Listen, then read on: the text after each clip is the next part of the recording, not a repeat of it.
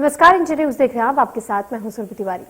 शिवराज सरकार आज भोपाल में जनजातीय गौरव दिवस के अवसर पर प्रदेश स्तरीय कार्यक्रम करने जा रहे हैं और इसमें प्रधानमंत्री नरेंद्र मोदी भी शिरकत करेंगे। वे राज्य सरकार की आदिवासियों से जुड़ी योजनाओं का शुभारंभ करेंगे और प्रधानमंत्री दोपहर 12:35 पर भोपाल आएंगे। करीब 3.5 घंटे रहेंगे और इस दौरान वे वर्ल्ड क्लास रानी कमलापति रेलवे स्टेशन यानी कि जो पहले हबीबगंज हुआ करता था उसका लोकार्पण कर देश को समर्पित करेंगे। प्रधानमंत्री शाम 4 बजे भोपाल से दिल्ली रवाना हो जाएंगे और अमर शहीद बिरसा मुंडा को जन्म जयंती पर जम्बूरी मैदान में आयोजित महासम्मेलन में प्रदेश भर 37 जिलों के करीब 2 लाख आदिवासियों के शामिल होने का दावा किया गया है। तो मंच पर प्रधानमंत्री मोदी के अलावा राज्यपाल गंगूभाई पटेल, मुख्यमंत्री शिवराज सिंह चौहान, विमानन मंत्री ज्योतिरादित्य सिंधिया और कृषि मंत्री नरेंद्र सिंह तोमर सहित 8 केंद्रीय मंत्री, प्रदेश अध्यक्ष बीडी शर्मा और प्रदेश के आदिवासी नेता मौजूद रहेंगे। कार्यक्रम स्थल पर स्व सहायता समूह के उत्पादों की प्रदर्शनी लगाई गई है, जिसका प्रधानमंत्री अवलोकन करेंगे। प्रधानमंत्री का भाषण करीब 20 से 25 मिनट तक का होगा। इससे पहले मुख्यमंत्री शिवराज सिंह चौहान का भाषण होगा और इसे स्वागत भाषण कहा जा रहा है। तो जनजातीय कार्य मंत्री मीना सिंह अब सबसे पहले स्वागत भाषण देंगी और उसके बाद कार्यक्रम को आगे बढ़ाया जाएगा।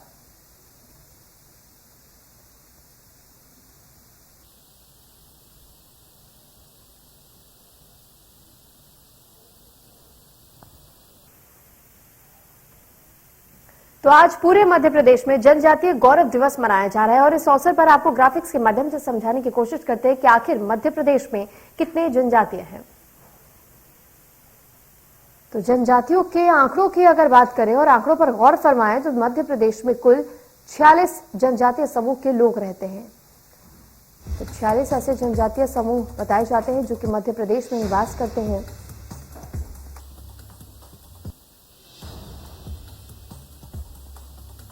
और वहीं पूरे राज्य में 20 जिलों में अभी तक 89 आदिवासी विकास खंड बताए जाते हैं।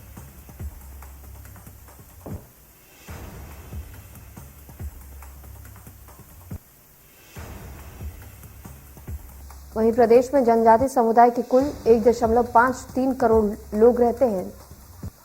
तो 1,53 लाख लोग प्रदेश में जनजाति समुदाय के ये जो कुल आंकड़े हैं, ये कहा जाता है कि जनजातीय समुदाय के कुल आंकड़े 1 करोड़ के ऊपर है।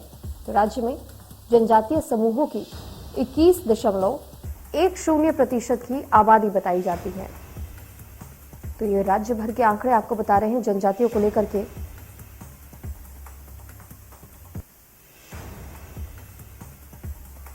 मध्य प्रदेश में हर 5वां व्यक्ति अनुसूचित जनजाति वर्ग का बताया जाता है।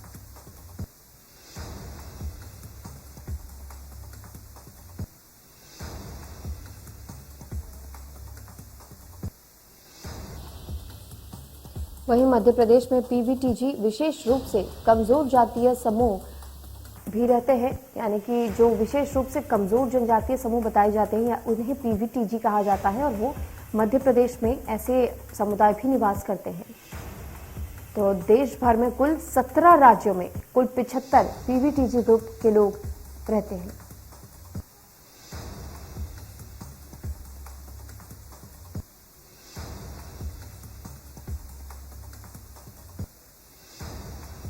वहीं राज्यों में बैगा, सहरिया, भरिया, पीवीटीजी के लोग भी रहते हैं।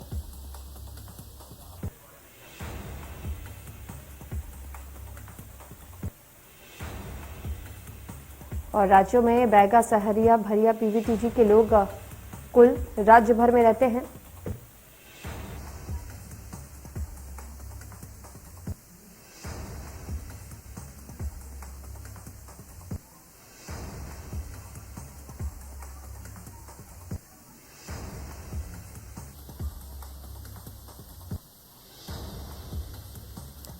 तो जनजातीय वर्ग की आत्मनिर्भर बनाने की कोशिश में फिलहाल राज्य सरकारें जुटी हुई हैं और उन्हें सम्मान देने में कोई भी कसर नहीं छोड़ी जा रही है। इसी वजह से जनजातीय गौरव दिवस आज आयोजित किया जा रहा है और राज्य सरकार समाज के सम्मान देने के लिए लगातार कोशिशें कर रही हैं। इस पर अधिक जानकारी के साथ ब्रिजेश जैन हमारे साथ भोपाल से लाइव जुड़ चुके हैं। ब्रिजेश, आपसे जानकारी चाहेंगे कि आज जनजातीय गौरव दिवस पूरे मध्य प्रदेश में मनाया जा रहा है। ऐसे में इसको लेकर के क्या कुछ तैयारियां की गई हैं?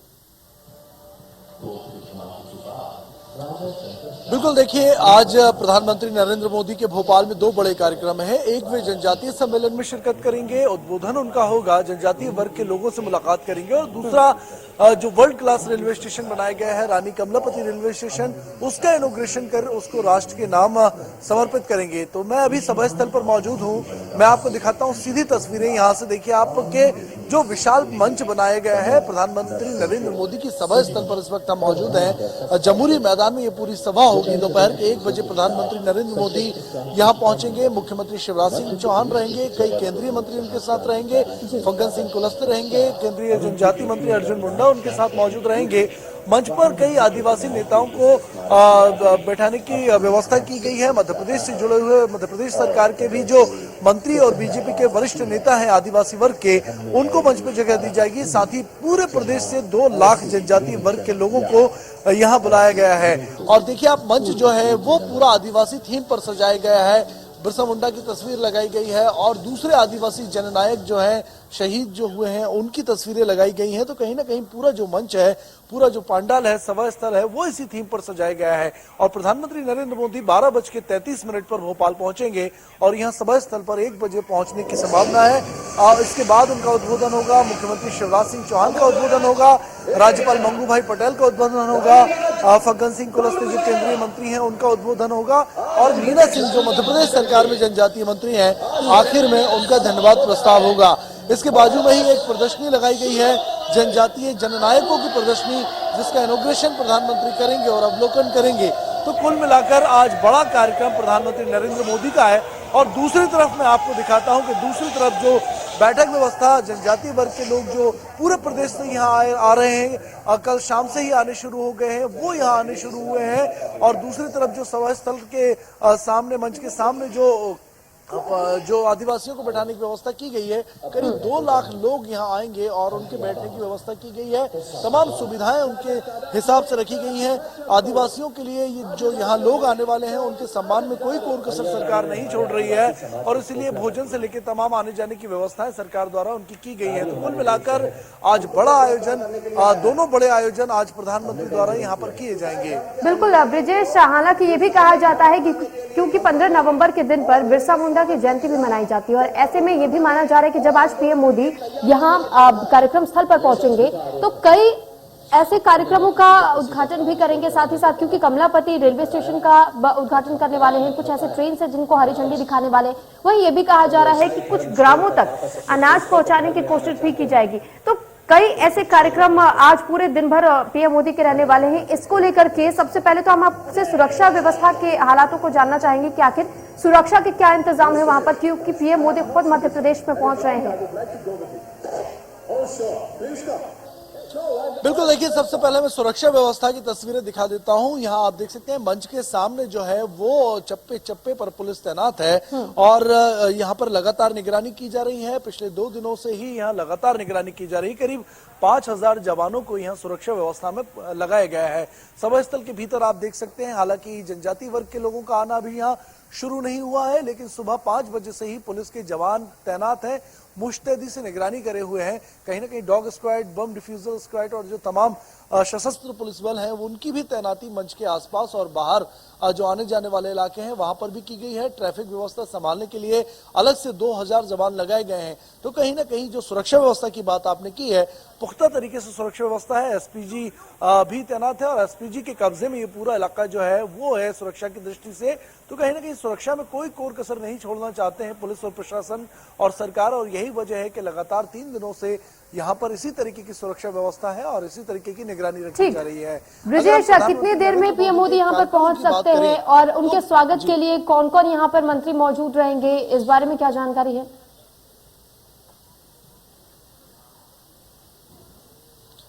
बिल्कुल, देखिए 4 मंत्रियों को उनके स्वागत की जिम्मेदारी दी गई थी। अब 3 दिन पहले ही मिनिस्टर एंड वेटिंग की लिस्ट घोषित की गई थी, जिसमें ये केंद्र जो मंत्री हैं भोपाल जिले के प्रभारी मंत्री भूपेंद्र सिंह से लेकर जो आदिम जाति कल्याण मंत्री हैं उनको जिम्मेदारी दी गई थी। स्थानीय मंत्री विश्वास सारंग को जिम्मेदारी दी गई है। स्वागत की तमाम जिम्मेदारियां दी गई हैं, रास्ते की जिम्मेदारी अलग दी गई है। अलग अलग मिनिस्टर्स को अलग अलग जिम्मेदारियां इस दौरान सौंपी गई हैं और 1 बजे प्रधानमंत्री नरेंद्र मोदी 1 बजे के आसपास यहाँ पहुंच जाएंगे। इसके बाद उनका यहाँ उद्बोधन होगा। जनजातीय वर्ग के लोगों से वो मुलाकात भी करेंगे, उनकी प्रदर्शनी का उद्घाटन करेंगे, उसका अवलोकन भी करेंगे और दूसरा स्वयं सहायता समूहों की महिलाओं द्वारा बनाए गए उत्पादों की प्रदर्शनी भी का भी वो अवलोकन करेंगे। इसके बाद बरकतुल्लाह विश्वविद्यालय में प्रधानमंत्री यहाँ हेलीपैड से हेलीकॉप्टर द्वारा पहुंचेंगे। वहां से उनका एक रोड शो रखा गया है। 20 मिनट का ये रोड शो 7 किलोमीटर दूरी का रहेगा, जो बरकतुल्लाह विश्वविद्यालय से लेकर रानी कमलापति रेलवे स्टेशन तक रहेगा। इसके बाद रेलवे स्टेशन का इनॉग्रेशन करेंगे। तो ये तमाम जो कार्यक्रम है वो प्रधानमंत्री बिल्कुल। अब ब्रिजेश, आपने रेलवे स्टेशन का जिक्र किया, तो आपसे ये भी जानना चाहेंगे कि रेलवे स्टेशन जिस तरीके से इसका नाम पहले हबीबगंज हुआ करता था, लेकिन उसके बाद से जैसे इस बात की तैयारियां शुरू की गई कि पीएम मोदी मध्य प्रदेश आने वाले हैं, मध्य प्रदेश उनके पहुंचने से ठीक पहले ही कहा जा रहा था कि 23 करोड़ की लागत से उनके रहने, जब पीएम मोदी यहां पर आएंगे तो भव्य तैयारियां की जाएंगी। उसके बाद जब हबीबगंज की बात आई तो हबीबगंज के रेलवे स्टेशन का नाम बदलने का ऐलान कर दिया गया। ये कहा गया कि प्रस्ताव भेज दिया गया है और उस पर कभी भी मुहर लग सकती है। उसके बाद मुहर भी लग गई।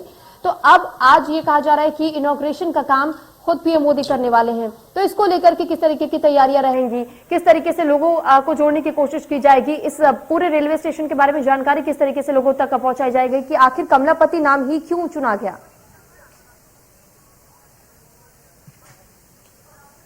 बिल्कुल, देखिए लंबे वक्त से हबीबगंज रेलवे स्टेशन का नाम बदलने की मांग चल रही थी। हालांकि पहले प्रधानमंत्री अटल बिहारी वाजपेयी का नाम करने की नाम बदलकर उनके नाम पर नाम करने की मांग की जा रही थी लंबे वक्त से, लेकिन ठीक 2 दिन पहले ही प्रधानमंत्री के दौरे के ये नाम जो है वो कमलापति की मांग की गई और तुरंत 24 घंटे के अंदर पूरी कार्रवाई की गई। यहाँ परिवहन विभाग जो मध्य प्रदेश का है उसने प्रस्ताव भेजा, उसी रात को अनुमति मिल गई और भारत सरकार ने अनापत्ति इस पर व्यक्त की, जिसके बाद राजपथ में इसका प्रकाशन हुआ और आनंद फानंद में लगे हाथों कह सकते हैं कि हबीबगंज का नाम भी बदल दिया गया है, सूचना पट्टिकाएं बदल दी गई। तो कहीं ना कहीं ये एक नाम बदलने की कवायद थी और रानी कमलापति का इतिहास जैसा कि हर एक व्यक्ति जानता है और मैं भी बता देना चाहता हूं कि भोपाल की एक गौड़ शासक रानी थी। तो कहीं ना कहीं जनजातीय जो पूरा सम्मेलन हो रहा है, ये पूरा जो जनजातीय कार्यक्रम मनाया जा रहा है, तो एक गौड़ रानी को एक स्टेशन का नाम उनके नाम पर रखकर सम्मान सरकार देना चाहती थी इस मौके पर और यही वजह रही कि अटल बिहारी वाजपेयी की जगह रानी कमलापति का नाम हबीबगंज रेलवे स्टेशन को बदल कर दिया गया। और तमाम जो हबीबगंज रेलवे स्टेशन है ये देश का पहला ऐसा स्टेशन है तरन्नुम जिसको एयरपोर्ट की तर्ज पर बनाए गए हैं। अलग अलग डोम बनाए गए हैं, जोन बनाए गए हैं, चिल्ड्रंस प्ले जोन अलग बनाए गए हैं, वेटिंग रूम अलग बनाए गए हैं, विंडो रूम अलग बनाए गए हैं, यानी कहीं ना कहीं यात्रियों को किसी तरीके की कोई दिक्कत ना आए। 7,000 यात्री एक साथ वेटिंग रूम में बैठ सकते हैं। 70,000 यात्रियों के आने जाने की तमाम व्यवस्थाएं वहां पर रहेंगी। कई ट्रेन जो वहां पर नहीं रुकती थी उनको हॉल्ट दिया गया है। तो कहीं ना कहीं पूरी सुरक्षा व्यवस्था के साथ साथ जो है इन तमाम योजनाओं को जो है आज इनॉग्रेट पीएम मोदी करेंगे। जी बिल्कुल। अब ब्रिजेश, जिस तरीके से अभी आपने बताया कि रेलवे स्टेशन में तमाम तरीके की सुविधाएं उपलब्ध कराई गई हैं लोगों के लिए ताकि लोगों को किसी भी तरीके की दिक्कतों का सामना ना करना पड़े। वहीं ये भी कहा गया कि पीएम मोदी जब रेलवे स्टेशन पर पहुंचेंगे और उद्घाटन करेंगे रेलवे स्टेशन का, तो रेलवे स्टेशन से ही 2 और ऐसे मतलब मेमो ट्रेन बताई जा रही है जिनको हरी झंडी भी दिखाने का काम करेंगे। उन ट्रेनों में क्या कुछ फैसिलिटीज लोगों के लिए है, उनका किराया किस हिसाब से रहेगा, इसको लेकर के कुछ जानकारी? बिल्कुल, देखिए 2 मेमू ट्रेन का इनॉग्रेशन हरी झंडी दिखाकर उनकी शुरुआत पीएम करेंगे। एक जो मेमू ट्रेन है वो भोपाल से इंदौर रवाना होगी और दूसरी जो है वो भोपाल से उज्जैन रवाना होगी। तो उज्जैन और इंदौर के लिए ये मेमू ट्रेन की शुरुआत जो है वो प्रधानमंत्री आज करेंगे। तो कहीं ना कहीं मेमू ट्रेन की सौगात आज भोपाल वासियों को, मध्य प्रदेश वासियों को प्रधानमंत्री देने वाले हैं। हालांकि जनरल कोच से थोड़ा सा ज्यादा किराया होगा, लेकिन मेमू ट्रेन की अलग अपनी सुविधाएं हैं और इन सुविधाओं के हिसाब से आज भोपाल वासियों के लिए ही नहीं पूरे मध्य प्रदेश वासियों को ये बड़ी सौगात मेमू ट्रेन के रूप में रानी कमलापति रेलवे स्टेशन के रूप में प्रधानमंत्री नरेंद्र मोदी देने वाले हैं। और वहीं अगर हम जब जनजातीय गौरव दिवस की बात करते हैं तो जनजातीय गौरव दिवस में कई ऐसे समुदाय के लोग आ जाते हैं। कहा जाता है कि मध्य प्रदेश में 20% जनजातीय समुदाय रहते हैं जो कि बेहद पिछड़े वर्ग से आते हैं खास तौर पर अगर पीवीटीजी की भी बात की जाए तो ऐसे में उनके लिए भी किस तरीके के सौगात आज के इस कार्यक्रम के माध्यम से पीएम मोदी दे सकते हैं, इस बारे में कोई जानकारी? बिल्कुल, देखिए 18 ऐसी योजनाएं हैं जिनका उद्घाटन आज पीएम मोदी के हाथों होना है और इसमें से ज्यादातर जो योजनाएं हैं वो आदिवासियों पर ही डिपेंड है। और सबसे बड़ी जो योजना है वो है घर घर राशन की योजना। सरकार जो है मुफ्त राशन दे रही है और आदिवासी चिन्हित गांवों में घर घर राशन पहुंचाने की जो योजना है उसका उद्घाटन पीएम मोदी के हाथों होना है। इसके अलावा एक सबसे बड़ी चिंता का विषय ये था कि सिकल सेल एनीमिया जो है वो आदिवासी वर्ग में सबसे ज्यादा बीमारी, घातक बीमारी, जानलेवा बीमारी के रूप में पाया जाता था। उसके निरोधी अभियान की शुरुआत आज पीएम मोदी करेंगे और एक कार्ड जारी करेंगे जिस कार्ड में पूरी डिटेल हर एक आदिवासी की रहेगी। या आधार कार्ड के डेटा की तरह उनकी जो हेल्थ कार्ड है वो उनका बनाया जाएगा और हेल्थ कार्ड से विवाह के टाइम जो है लड़के और लड़की की जिस तरह कुंडली मिलाई जाती है उसी तरह इन कार्डों का मिलान होगा और वो बताएगा कि आने वाली संतान को सिकल सेल एनीमिया की संभावना है, वो करियर बन सकता है या नहीं। तो कहीं ना कहीं बीमारी की रोकथाम में ये एक नया इन्वेंशन भोपाल के एक वैज्ञानिक डॉक्टर ने किया है और ये उसका जो पूरी योजना का जो एक्सीलेंस ऑफ हब बनाया जाना है इस पूरे बीमारी के विरोधी अभियान का, उसको आज पीएम मोदी उद्घाटन करेंगे। तो कहीं ना कहीं आदिवासियों से जुड़ी हुई, चाहे उनका हेल्थ का मामला हो या उनकी वेल्थ का मामला हो, उनके राशन का मामला हो, यानी ब्रिजेश ये कहा जा सकता है कि क्योंकि एक तरफ तो बिरसा मुंडा की जयंती आज पूरा मध्य प्रदेश मना रहा है, आदिवासी समुदाय मना रहा है, तो ऐसे में कहीं ना कहीं ये कोशिश है कि आदिवासियों को भी अपनी तरफ आकर्षित किया जा सके बीजेपी पार्टी की तरफ से। और दूसरी चीज ये भी मानी जाती है क्योंकि आदिवासी समुदाय के जो लोग रहते हैं वो बेहद पिछड़े वर्ग के लोग माने जाते हैं। ऐसे में कहीं ना कहीं उन्हें विकसित करने का काम भी लगातार पीएम मोदी और मध्य प्रदेश के सीएम करना चाह रहे हैं। बिल्कुल, देखिए पूरे कार्यक्रम का जो महत्व है और जो उद्देश्य है वो यही है कि किस तरह आदिवासी वर्ग तक सरकार की तमाम योजनाएं पहुंच पाए, ज्यादा से ज्यादा आदिवासी वर्ग को जो है सरकारी योजनाओं का लाभ मिल पाए। कहीं ना कहीं आदिवासी वर्ग के बीच एक स्थानीय स्तर पर प्रशासन के खिलाफ, सरकार के खिलाफ एक आक्रोश देखा जाता था। सुविधाओं से वंचित वो लंबे वक्त तक रहे हैं, लेकिन अब सरकार की, राज्य सरकार की कहीं या केंद्र सरकार की ऐसी तमाम योजनाएं हैं जिनका लाभ मिलना मध्य प्रदेश में आदिवासियों को शुरू हो गया है। और चूंकि आदिवासी स्टेट है मध्य प्रदेश, 20% से ज्यादा आबादी यहाँ पर आदिवासियों की है। जो 42 बड़ी जनजातियां हैं वो यहाँ मध्य प्रदेश में पाई जाती हैं और 1.5 करोड़ की आबादी करीब आदिवासी वर्ग की है। तो कहीं ना कहीं इस वर्ग को संतुष्ट करने, खुश करने, इनको सरकारी योजनाओं का लाभ देने के उद्देश्य से और सरकार से सामंजस्य बिठाने के उद्देश्य से कहीं ना कहीं ये पूरा आयोजन किया जा रहा है। और सरकार की मंशा भी यही है कि आदिवासी वर्ग को सरकारी योजनाओं का लाभ ज्यादा से ज्यादा मिले। बिल्कुल ब्रिजेश, एक और चीज यहाँ आपसे जानना चाहेंगे। अभी आपने थोड़ी देर पहले जिक्र किया था कि लगातार ये सरकार कोशिश कर रही है कि आदिवासियों के घर घर तक राशन पहुंचाया जा सके। हालांकि कई ऐसी खबरें सामने आई थी जहां पर आदिवासियों को जब वो दुकानों पर जाते थे अपना राशन लेने के लिए, अपना हक लेने के लिए, तो कई बार उन्हें जिल्लतों का सामना करना पड़ जाता था, कई बार उनके साथ धोखाधड़ी भी कर दी जाती थी। ऐसे में राज्य सरकार ने एक मुहिम छेड़ी, एक अभियान चलाया और ये कोशिश की गई कि उन्हें किसी तरीके की दिक्कतों का सामना ना करना पड़े, उन्हें किसी तरीके से इंसल्ट फेस ना करना पड़े। तो इसके लिए उनके घर घर तक राशन पहुंचाया जाए, एक अलग से उनके लिए दुकान भी लगाई जाए ताकि वहां पर भी अगर वो जाना चाहे तो वहां पर जा सकते हैं और अपना हक वहां से ले सकते हैं। बिल्कुल, देखिए तकनीकी दिक्कतें काफी थी। राशन वितरण के प्रणाली जो थी उसमें काफी दिक्कतें आती थी। लोग या तो राशन दुकानों तक पहुंच नहीं पाते थे या पहुंचते थे तो पता चलता था कि उनका राशन कहीं और जा चुका है, यानी भ्रष्टाचार कहीं ना कहीं हो जाता था। और ग्रामीण तबकों में, ज्यादातर आदिवासी तबकों में ऐसी घटनाएं, ऐसी जो देखने को मिलती थी। लेकिन अब जो है नई योजना सरकार ने लॉन्च की है कि उनके घर पर जाकर राशन जो है वो सरकार देगी और इसके लिए किसी तरीके की तकनीकी कठिनाइयां नहीं है, किसी तरीके का असमंजस नहीं है। जितनी अच्छी ये प्रणाली है, घर घर राशन देने की योजना बनाई है, उतनी ही मॉनिटरिंग की भी तगड़ी योजना सरकार ने बनाई है कि कहीं ना कहीं भ्रष्टाचार ना हो, उस राशन का जिसका हक है उसको वो राशन पूरा मिले। और ये पूरी मॉनिटरिंग की योजना है, कड़े नॉर्म्स भी बनाए गए हैं, यदि कोई गड़बड़ी करता है तो उसको सजा के प्रावधान भी हैं। तो सरकार ने पूरी व्यवस्था इस बात की है कि जो गरीबों का हक है, जो आदिवासियों का हक है वो उन तक पहुंचे, चाहे वो घर घर राशन योजना हो या फिर जमीन मकान के पट्टे का, भू वितरण का जो योजना है उसके पट्टों की वो उसको हक मिले, या दूसरी तमाम हेल्थ से जुड़ी हुई योजनाएं हैं उनका हक मिले। तो सरकार ने जो आदिवासी वर्ग है उसके विभिन्न पहलुओं की चिंता यहाँ पर योजनाओं के द्वारा की है। बिल्कुल, चलिए बहुत धन्यवाद ब्रजेश आपका तमाम जानकारी हम तक पहुंचाने के लिए। तो वाकई आज जिस तरीके से मध्य प्रदेश में जनजातीय गौरव दिवस मनाया जा रहा है, ऐसे में कोशिश ये की जा रही है कि आदिवासी समुदाय के लोगों को भी और विकसित किया जा सके। इसी के साथ फिलहाल इस बुलेटिन में इतना ही। आप बने रहिए इंटर न्यूज के साथ। नमस्कार। मध्य प्रदेश छत्तीसगढ़ की हर खबर सीधे आपके मोबाइल फोन पर, सोशल मीडिया के हर प्लेटफॉर्म पर है। इंडिया न्यूज मध्य प्रदेश छत्तीसगढ़, अभी सब्सक्राइब करें हमारा चैनल और पाएं मध्य प्रदेश छत्तीसगढ़ की पल पल की खबर।